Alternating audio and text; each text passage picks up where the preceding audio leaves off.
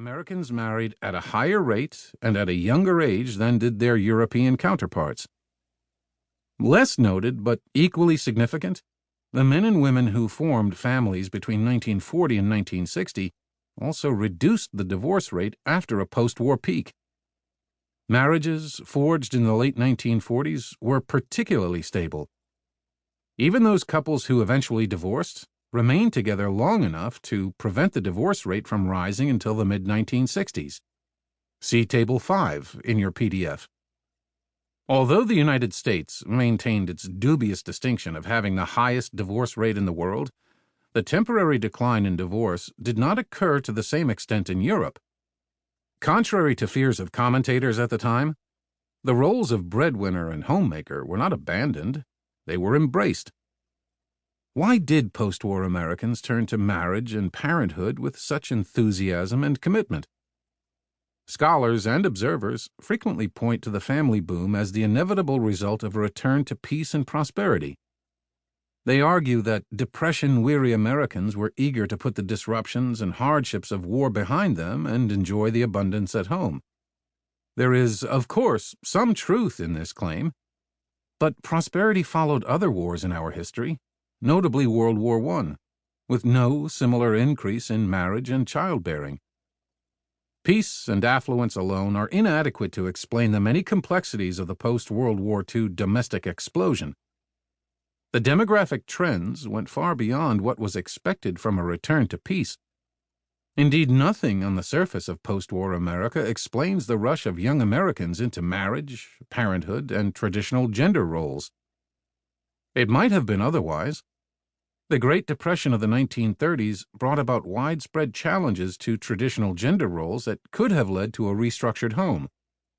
The war intensified these challenges and pointed the way toward radical alterations in the institutions of work and family life. Wartime brought thousands of women into the paid labor force when men left to enter the armed forces.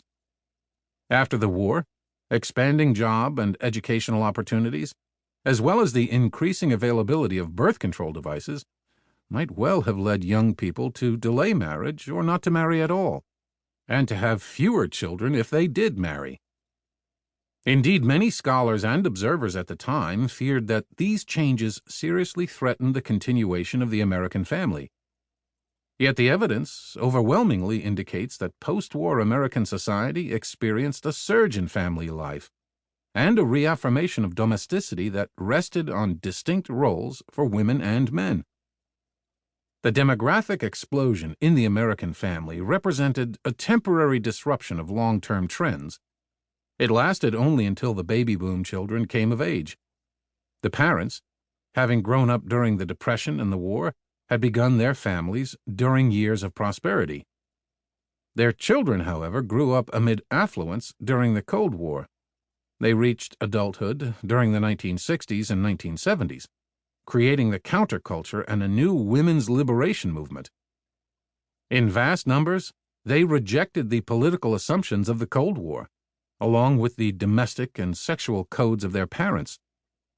This generation brought the 20th century birth rate to an all-time low, and the divorce rate to an unprecedented high. Observers often point to the 1950s as the last gasp of time-honored family life before the 60s generation made a major break from the past. But the comparison is short-sighted. In many ways, the youths of the 60s resembled their grandparents, who came of age in the first decades of the 20th century. Like many of their baby boom grandchildren, the grandparents had challenged the sexual norms of their day, pushed the divorce rate up and the birth rate down, and created a unique youth culture, complete with music, dancing, movies, and other new forms of urban amusements.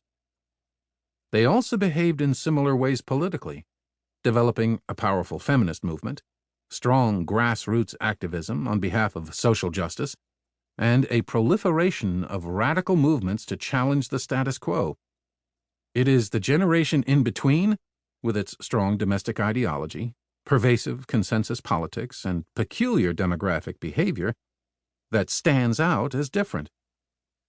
Observers normally explain the political activism and the demographic behavior